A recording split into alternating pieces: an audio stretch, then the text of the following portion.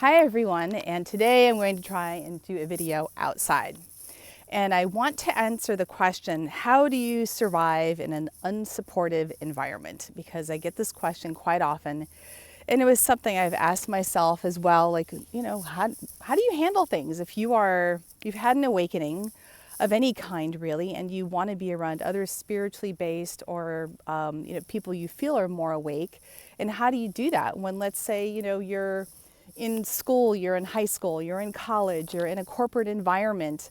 How do you do that? Or just even basically, if you find yourself in a community where people, really don't understand what you're going through. Or let's just say your new perspective, because I like to keep a positive perspective on, spiritual awakenings. They can be a little rough. It's a little different than the paradigm you're used to operating in, because you suddenly see the world in a much more expanded way. So here's some tips and tricks that I've known that have worked for me and for other people. So first of all, the main question people have is, well, if I don't have a supportive environment, oh my God, am I going to go back to sleep?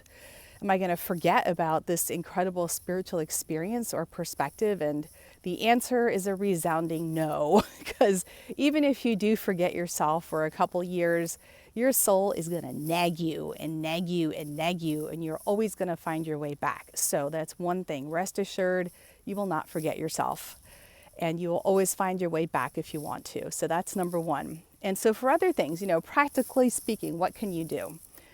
First of all is find some online communities. If you don't have anything around where you live, take a look on Facebook, take a look on other spiritually based websites.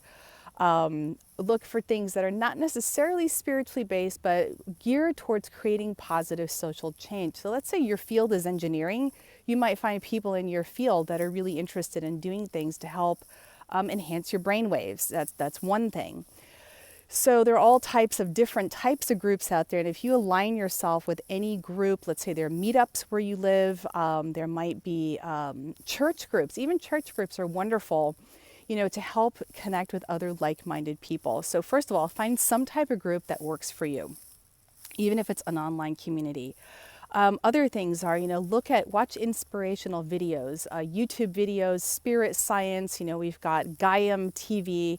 There's so many wonderful things that are out there that you can view to put positive thoughts continuously in your mind, and that sort of help you with maintain your perspective.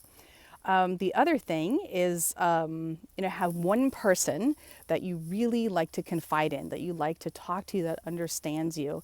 And they might be someone you meet in an online forum that you end up forming a friendship with, and you can, as long as you have one person, it will really help you. All you need is one to start with, and it will help you feel a little more sane, that's for sure.